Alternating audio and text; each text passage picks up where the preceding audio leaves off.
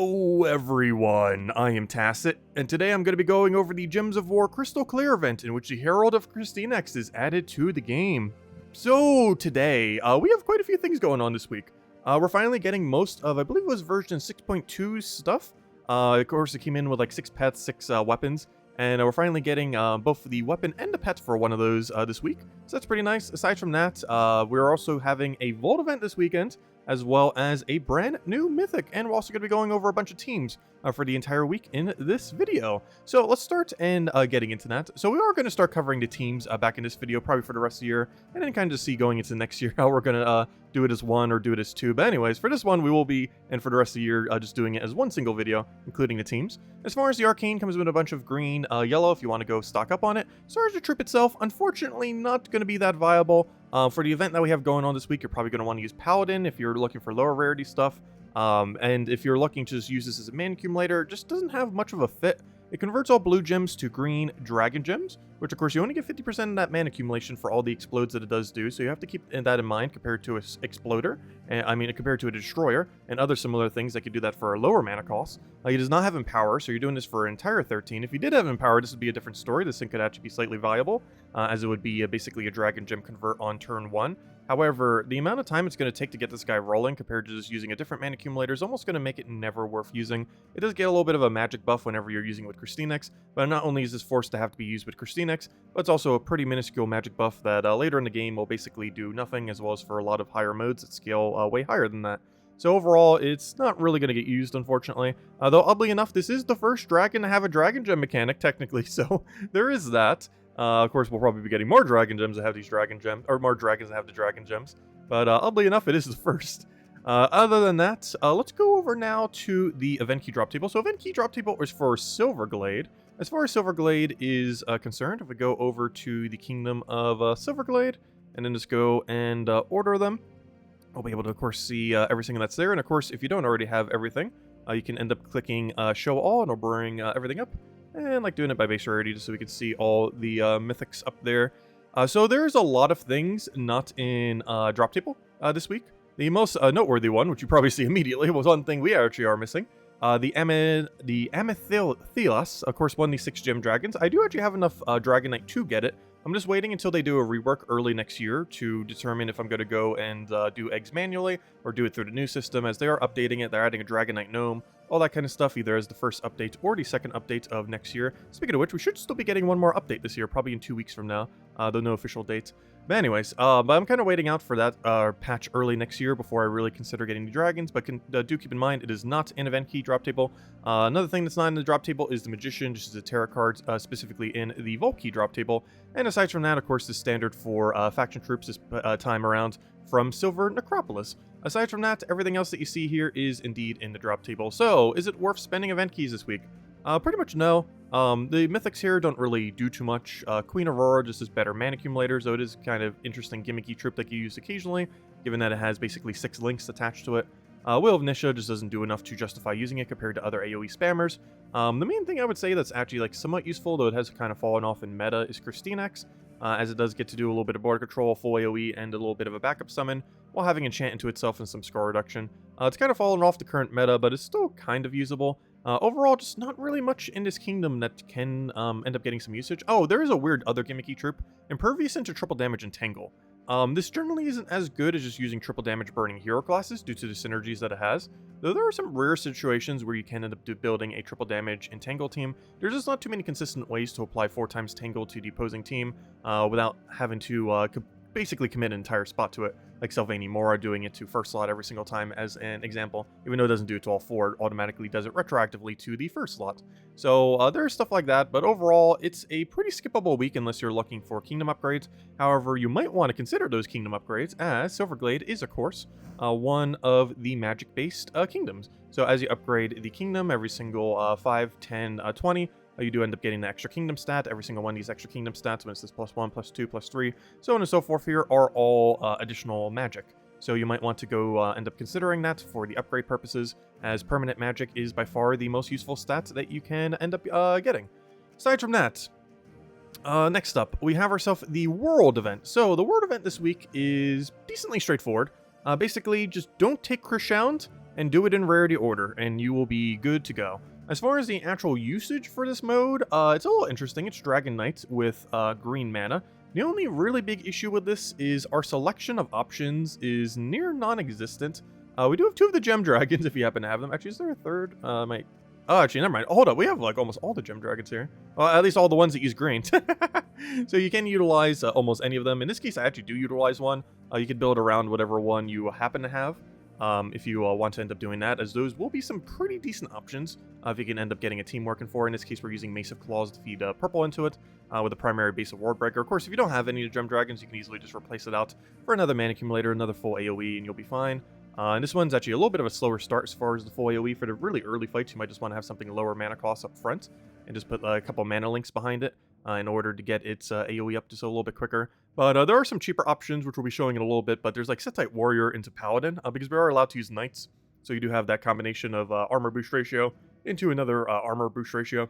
So you can go down that route, get a bunch of armor, and just kind of go crazy. Unfortunately, we don't have access to Urskia Shield or anything like that, as the restriction on weapons is still green as well. But we do have access to things like Essence of Evil. I believe one or both of the 2 dragon boost ratio weapons are also green. Actually, we can see that just by typing in the word dragon. But yeah, we have Dragon's Tails, which is creates red purple. Oddly enough, they both create red purple, which is a little unfortunate. That's not different mana coverage. They use different manas, but they both create red purple. They have both the 2 dragon related ones, Dragon's Claw and simply dragons in general, which is probably the one you want to use more so, is the Mace, because your entire team can easily be dragons, whereas not as accessibly necessarily Dragon's Claw, as that would mean dragons not in that location would not gain the ratio, which oddly enough is our entire team right now. So luckily we are going down the Mace of Claws, which just only cares if it's dragon, not specifically from the Dragon's Claw kingdom. So you're probably going to want to consider Mace of Claws if you happen to have it laying around, as does seem to be one of the slightly stronger mana accumulation options if you're not running something like Essence of Evil, which is super accessible just from getting 250 wins on the Plague Lord hero class. Anyways, but yeah, pretty straightforward ward event. We have a lot of AoE spam with magic increase, so you're basically just mana accumulating into those. And if you're doing an early game build, you're pretty much just armor spamming into your win and winning off a Paladin, winning off a Set-type Warrior, or whatever angle you want to do. If you have it, you can even run Queen Jezebel as an option. Though I don't think I showed it for the team, did I? I may have. Actually, let me go check. Did we end up showing it for the team? Yeah, I did end up showing it. This can be replaced for a second Set-type Warrior, but I did show it with Queen Jezebel. It is a bit of a higher rarity one at Legendary. If you don't have it, that's fine. Just like double up on Set-type Warrior or something similar. But your main premise is like feed constantly into Paladin, and you'll be good to go. You just keep getting split damage, take out single damage pokes, or single one-shot pokes, and go from there. Anyways, as far as things that we have going on this week, hey, we can kind of see the Christmas events coming around in 20 days, 18 hours. We already know way in advance this was obviously going to happen. But this is that new feature that they added in the most recent patch, or I guess kind of before the most recent patch. The most recent patch was a bunch of bug fixes. But, the last major most recent patch ended up adding those event systems in. And yeah, we have a Christmas one, of course, coming up, as could be easily foreseen. Anyways, Tuesday we're going to be having Silver Necropolis. Silver Necropolis is exceedingly relevant, mostly because, as some of you may know, this is when you get life and death. So it is really annoying getting the better underworld weapons. However, because they're only available for one day, this will only be available tomorrow, Tuesday, for 24 hours during the faction event. You can either get it in Soulforge during that time or buy it with gems during that time from the event. But basically, it is among one of the best, if not the absolute best, underworld weapon currently available. It deals a bunch of true damage to the last 2 enemies, and not only true damage, but it gets to steal that life, meaning you get to accumulate that life. It also has a mana drain, a little poke to the first slot, a little bit of extra life on top of that. It gets to bless itself, so you don't have to worry about status effects. It has enchant, so you'll end up getting mana every single turn, so even if you're setting on a defend team and AI isn't taking anything, you're still getting value that way. And it even has 5 scatter damage, meaning if the enemy team 4 times barriered their team, you're still going to get split damage that will get rid of their barrier. That will negate out the initial instance of life and death's damage, as the damage from this does proc before the 5 scatter. But if they did apply something like a 4 times barrier, you'll basically get rid of all 4 of their barriers while still getting value for yourself. And also on top of all that, also has the double death mark onto the thing you're hitting. It's most notably used with a stealthy hero class, so you could be even tankier. Having both bless and stealthy in combination is very, very strong, makes it hard to kill it, especially with all the life accumulation. Generally one of the harder things just to kind of get rid of. There are ways to counter just by bursting it with damage. It also tends to be using a hero class that is really weak to getting randomly stunned, so sometimes elementals can just rope dart it directly, and other similar things just kill it very quickly. But overall, it can be quite a nuisance if it starts getting rolling, especially if you just gets a random death mark kill, and especially if you the enemy gets enough damage pressure, or you when you're using against the enemy, to get a life and death Weaver combination. As the life and death whittles them down, then you end up getting Weaver, get your double kill, get a bunch of mana accumulation, and it kind of just goes crazy from there. But yeah, it's definitely a absolute must get this week. You should not leave Tuesday, tomorrow, without this weapon. As it is insanely good, and you can either get it through gems or through the Soul Forge, but only for tomorrow, only on Tuesday for that 24-hour period, and then it'll be gone for like another year. So definitely make sure to end up getting it. Aside from that, other than the Silverglade event that we have going on tomorrow, which also has good loot overall, I think it has 3 treasure rooms, we're finally getting this Wednesday pet. We're getting that one, gosh, what is he called? Like Archmagus Hound or something? But this is a pet that's actually been in the game for a little while now. Yeah, Archmagus Hound. This has been in the game since version 6.2, I want to say. I should probably double check what patch actually is. I'm pretty sure it's 6.2. But basically, earlier this year, we got a patch that added 6 weapons and 6 pets. And this 6 pets actually started the trend of specific troop buff pets. So these end up buffing, of course, a specific troop, in this case, Archmagus, which isn't really too relevant. However, these have been in the drop table for several months now, but of course, if you get bad RNG like we have, you might not have gotten it yet. I believe that we finally got the final weapon this week. However, I believe we're still missing the parrot. I have the parrot, of course, but I don't believe we've had an event for the parrot. But aside from that, we've had every other pet now, if I'm not mistaken, and this is the second to last one. And we also got the corresponding weapon this week, which is actually the last of the 6 weapons to ever rotate around. But yeah, it's not that useful, but hey, it's for completion's sake. A lot of people probably don't have it, and even if you do have this, you probably don't have it maxed, so you'll be able to go and get the little guy maxed. Or if you so choose. Anyways, next up we have the Thursday class event, Archmagus. Really insanely good. It is the only hero class with 50% mana start into +3 into a color, this one specifically being purple. The only other hero class that does that exactly, or not exactly, but is Corsair. It has +3 blue, however, it doesn't have a naturally starting half mana start. It does normally get used with Captain McCall, which gives it half mana start. However, it doesn't naturally have one like Archmagus. Archmagus is kind of interesting in that you can use it into pretty much any team that just wants a lot more purple. You could use it with a really heavy purple weapon, most notably Black Manogore, some kind of mana accumulation one, and then you end up going and just spamming that out, getting it so often. Or you can even use this to feed, you know, a Mythic, some kind of mana accumulator, and pretty much anything you want to use. But it gives you a lot of purple and a natural half mana start for your hero. So really good hero class, and if you don't have it max, you can get some more progress on it. Though I do believe its final perk is near useless, so you really only need to get to level 70. But a little bit extra will help you get it maxed. Anyways, this Friday we have 2 things going on. The most noteworthy being we got a Vault event going on this weekend, so you'll be able to grind that out. This is potentially the final Vault event of the year, unless they're doing an extra one for the holidays, which is not unheard of. They might. But I believe it's the last scheduled Vault event for the year, so we'll have to see on that. But there's a good potential that if you want to get in the grind in before the end of the year, it is be the last time you really have to do so. So if you have the free time this weekend, it might be worth considering to grind that out. Aside from that, we do have a new Mythic this Friday. Its viability is still within question. However, it's kind of like Champion of Anu in some sense, so it seems like it might not hit first slot, but it'll hit everything below it for more damage while doing like a curse death mark kind of thing. Which will mean it'll be RNG if it kills first slot, but will still be applying a lot of damage to the other 3. I don't know, we'll have to wait and see. It's not going to be overpowered, it's not going to be underpowered, it's going to be somewhere in the middle there. It's going to be like a utility troop that gets used occasionally. It's definitely not going to be like a Phoenicia replacement, or some kind of other like full AoE Scourge of Honor, stuff like that. It's not going to replace those. However, it does have potential to still be used on occasion, maybe Guild War, maybe some other situations. But overall, it's a pretty average Mythic, maybe slightly above average Mythic. Not a must-have, but also not completely useless. But yeah, we'll also be having the Vault event to go with that, so you'll be able to grind a bunch of material if you don't already have the keys to be able to get a new Mythic. Anyways, as far as Soul Forge, there's a couple relevant things to mention, particularly on the weapon side. However, if you are looking to get a good troop, the most noteworthy one is probably Mother of Darkness, if you've been keeping an eye out for her. She's available again. She's only used in pretty much one particular team, which we will be showing in a little bit, and it'll be in the description below if you want to go copy and paste it. But basically, Mother of Darkness is just kind of like a loop into Spider kind of build. That's pretty much the only premise it really has. Prior to Night Spider being added to the game, it was almost a useless Mythic. However, the synergy you ended up getting with it is kind of a pseudo loop. It's not a pure infinite loop, like some things like Truffle, Forest Troll into Greenstorm. However, it does loop enough that you generally end up killing out the entire enemy team with true damage, so it's good enough to get the job done. Overall, it's a very situational Mythic. It's a really fun Mythic to use, if nothing else, but it's very situational. You're generally not using in Guild War. There's almost really no location where it's really being used, other than maybe if you're just doing like normal casual PvP for the little leaderboard thing, or just doing them just for a little bit of gold. But otherwise, it's a fun, useful troop that just doesn't get used in a lot of the harder modes, unfortunately, due to its inconsistency and due to how bad it is when it gets frozen. And a lot of the teams it gets used on not necessarily having a hard counter to it. So as far as weapons are concerned, I actually can finally go get Emerald Blade. Emerald Blade came out last December, oddly enough. I was seeing family at the time and completely forgot to get it, but hey, I got it now. However, I was never actually missing any weapon because we were still missing Arcanist Blade, which everyone should pretty much be missing. Arcanist Blade is like a $5, $10 money locked weapon or something similar. And right now, today is the first day that you can get it for free. Yeah, definitely make sure to do so, as it is completely free now. Well, not completely free. It costs 75 diamonds, 3,000 souls, 300 the blue little crystal, and 3 celestial, but that's basically free. So, yeah, first day it is available. Also, it is now, we finally have all 6 of these. All 6 of the weapons that was added in that one patch earlier this year. For various kingdoms, they have now all rotated around as of this weapon. So if you happen to have picked up all of them, it is now possible to have all 6. Are they that useful? Not really. However, if you're going for completionist sake, it is now possible free to play to have all 6 of them. But there we go. Cool. Anyways, aside from that, most rest of the Soul Forge here, unfortunately, is not worth it as far as weapons. It's mostly just completionist stuff.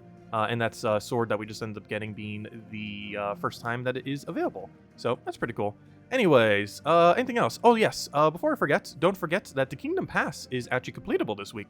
If you've been progressing it every single day, you will now be able to, as of I believe this Thursday, be able to go and get the final reward. Oddly enough, the better final reward being on the free side, the Molten Ward. Which is situational, definitely not going to be used on every team, but can be used to some degree.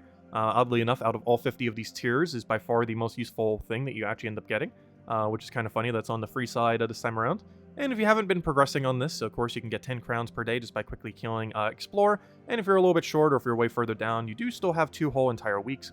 Keep in mind, with 2 whole entire weeks, that is a total now of 140 more crowns that you can get as of today. And each tier ends up requiring 5. So you can kind of divvy that up based on how much more you need. And of course, you can spend some gems to cover the gaps and however much more you end up needing near the end if you find you're still a little bit short. But you still have 2 weeks on that, so still plenty of time to get a lot more progress in. And this week will finally be the first week that you can complete it out without buying any additional tiers if you've been keeping up with most, if not all, of the crowns every single day. So that event's still going on if you want to go and do some more progress on that. Anyways, let's go now into a couple various teams. So let's start all the way from the top and go into World Event, which I believe this one was already seen in the other one. However, it's basically using Mace of Claws, which is probably going to be one of your better mana accumulators for this current World Event. And we're just doing that into just a bunch of AoE spammers. What you choose is based on what you have. Obviously, you can trade things out, like if you don't have Emeraldin, obviously for a different AoE option. It's definitely not required. I'm just kind of have it here to soak purple, but you can have anything else to soak purple that you so choose. But it's a Krystenax Wordbreaker Emeraldin. If you do have Wordbreaker, I would advise it. It does have a lot of mana accumulation back into itself. It's a little bit hard getting it initially. A weapon like this, if you have it laying around, does feed red into it. So you have that going on, then you have something else that you feed purple into, whatever you choose, and you're kind of just good to go from there. Krystenax kind of just here to exist. You don't necessarily need it. Can go for other options, but you can also double up on it if you happen to not have other options necessarily, depending on how you want to go about it.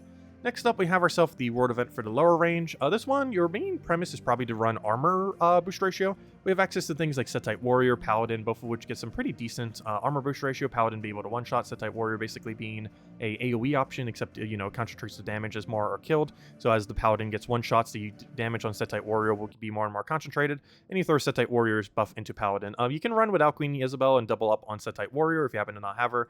However, she can be used to poke either on Paladin to give it slightly more armor while also distributing a bunch of armor across your team, a bunch of mana across your team. Alternatively, it can also be used to keep your hero alive.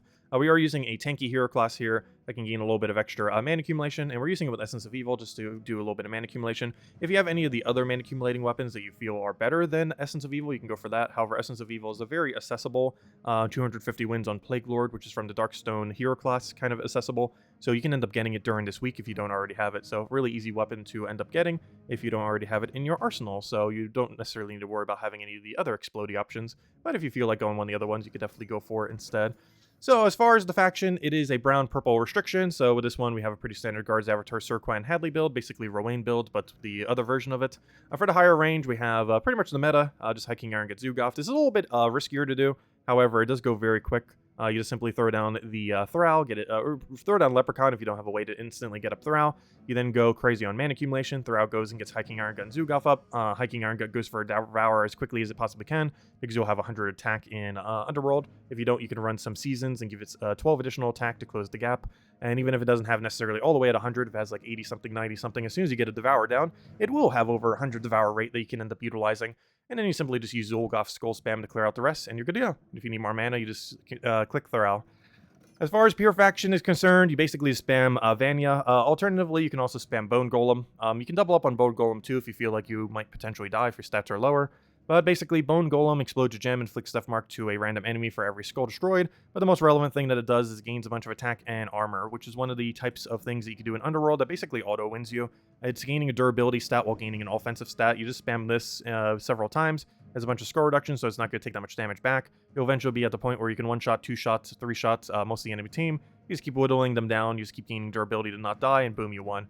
So you can go double Bone Golem just to make sure you have a guaranteed Bone Golem for the final fight.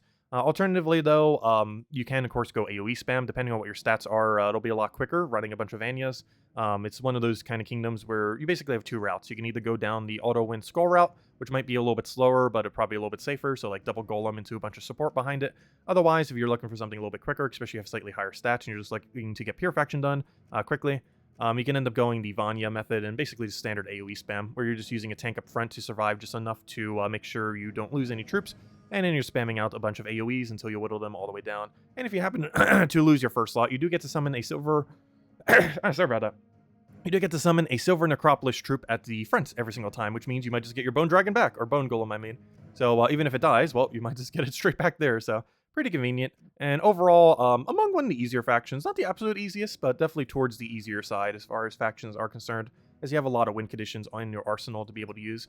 Next, we have Archmagus hero class. Unfortunately, we don't have any mana links. However, we do have some funny gimmicks we could do, like Princess Elspeth hitting into some other troop. You can only use Mystics for this.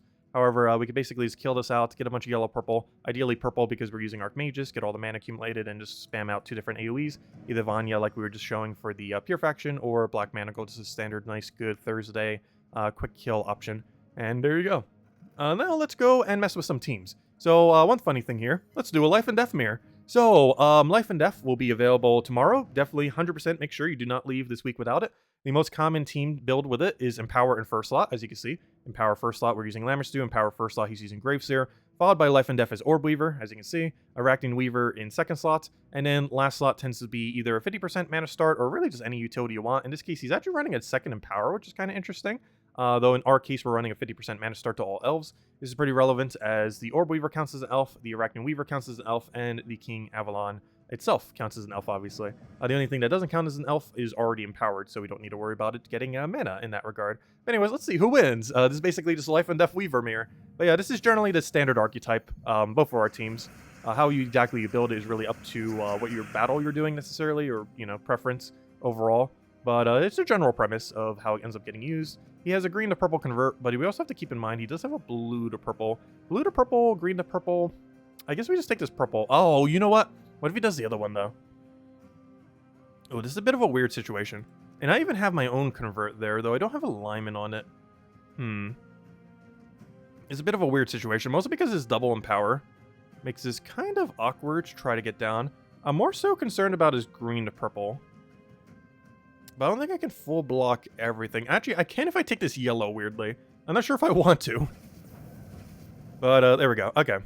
So blue to purple, green to purple. It doesn't do too much to us right now. We're looking more so for him to convert, and then we just get a bunch of value. I don't believe I'm missing something. We just do that, and then we convert ourselves. No! Wait. Yes. Okay, good. We do have alignment. Okay. So we can finally get rolling now. So we have our Life and Death Weaver combo. The only problem is I'm not sure we have enough damage here. And one thing I didn't do is switch my banners to pure magic. You do actually run if you have it, 12 magic here with 3 Nishas rather than 20% mana start, as the entire team already has a mana start, though I did not switch it out for this particular battle. Though luckily we have exact damage! Though that's why you want to get that 4 extra damage, though, and make sure you have the full 12 Nisha if you happen to have access to it. Because it is really important that Arachnid Weaver gets the kill secure. Also, did we just get a Death Mark kill? Nice, okay. So yeah, you just keep repeating that. You just keep getting your pokes down.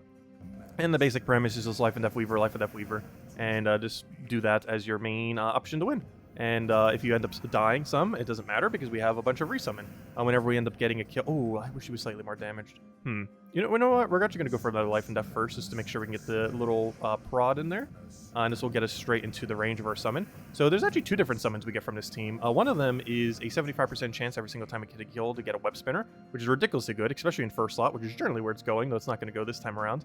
However, the other thing we end up getting is whenever Orb Weaver gets damaged, there's a 35% chance to summon a giant spider, which creates a bunch of purple, which of course, based on our team, is very useful, given that we kind of need a lot of purple. So right here, we'll probably get a web spinner there, as you can see.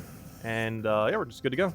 And unfortunately, he too can end up doing the same, as we are in a life and death mirror match here, which is not ideal. It is definitely very bulky, as you can see by how long this battle is already going. This is definitely a hero class that isn't necessarily made for winning quickly. It is made for not losing the whole life and death build. It's one of those kind of options that's used primarily for Guild War. This is even, I believe, one of my Guild War defend days, which one I do not actually remember off the top of my head, as there are a few that it can be used for.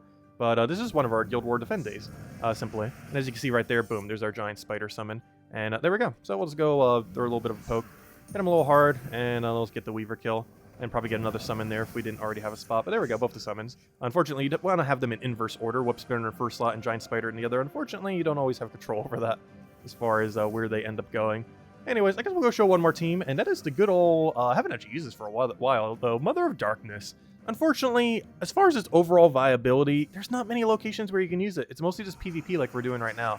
And of course, you can get those crown thingies in PvP. The main reason I say to do it in Explorers is substantially quicker to do it in Explorer. If you're doing it in PvP every single day, you're probably taking like twice as much time. Though if you're already doing PvP, that would end up working. However, it's generally just a lot quicker just doing it in Explorer. So one unfortunate thing about this is this team does not like to be frozen, and we are slightly frozen right now. However, we should be fine.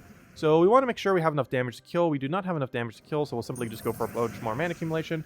This is a pseudo-infinite loop. Unfortunately, it is not a pure infinite loop, so it does eventually fail. However, it does generally loop enough that you're going to win before it fails. There are situations where it does, so it's not too big a deal, as long as the enemy doesn't have too much value, like right there. As you can see, it does finally end up failing there. It's not as consistent as Truffle, and obviously we can take a lot of counter damage when that does end up happening. A little unfortunate, but we can still make this work. Let's see. We are frozen on red, which is actually kind of awkward right here. Let's go for a bunch more mana accumulation off of that. We have the Mother for the double kill there, and now we just have to worry about the 6-color dragon. And also, yeah, a lot of people starting to pick up the 6-color dragon. I'm still waiting until early next year, so it'll probably be a couple months before I personally have one, even though we have almost all the material to do so right now. However, yeah, you're going to start seeing them pop up, and you might even see me starting to use some of the other colored dragons in teams ever so occasionally, just because more people are starting to get around to having most of them. Obviously, I won't be using them too often, as, you know, a lot of people are still missing them or just completely ignoring them, or other similar things. This is quite a bit of a gem sink, of course, but yeah, they are starting to roll slowly into the game. I did say in the past it would probably be around like early December into like January as far as when they're going to start like rolling around, and yeah, we're already late November and some of them starting to pop up. But anyways, guys, that is everything I wanted to cover in this video. If you still have any other questions, feel free to leave it in the comment section below. All the teams we ended up going over are also going to be in the description below, as well as in the pinned comments, so you can just go copy-paste any of them if you so need them. Aside from that, actually, one thing I didn't end up showing, though I'll probably put it there too in the team for copy-paste, are the things for the weekend for Vault event. It's the same every single time, but basically, running Double Dust Devil is what you want to, or sorry, Double Ironhawk is what you want to run if you're running for Paloozas. Triple if you're running for trying to get verses. Though actually, you know what? You won't be able to do triple initially until you get your crowns, so do be wary of that, because those 10 crowns have 21 durability, so you won't have enough to kill those. So you do want to go get your crowns done for the day, and then then you can end up doing this if you want to farm verses. And then, of course, if you just want something nice and standard, you can end up running a Rowan quick kill. And this is a little bit slower, but really accessible. Every single thing on the team, super easy to obtain. And you just run that for the verses and for the Palooza. You can also run some AoE spams at the higher range, like, you know, Magnesia, stuff like that. But those aren't necessarily needed. That's more so if you just want to do, like, trophy grind while doing it. Whereas those core 3 are, like, the main ones you're looking for. Double Ironhawk, Triple Ironhawk, and Cheap Alternative are, like, the main 3 that you'd mostly need. With obviously not needing a cheap alternative if you have the Ironhawk builds. But anyways, guys, I'll wrap it up for now. I hope you all have a wonderful week. If you still have any other questions, feel free to leave it in the comment section below. And I will catch all of you guys later. Good luck on the Vault event this weekend if you're going for it, as well as for the Mythic this Friday if you're going for it. Catch you guys later. Goodbye, everyone, and thanks for watching.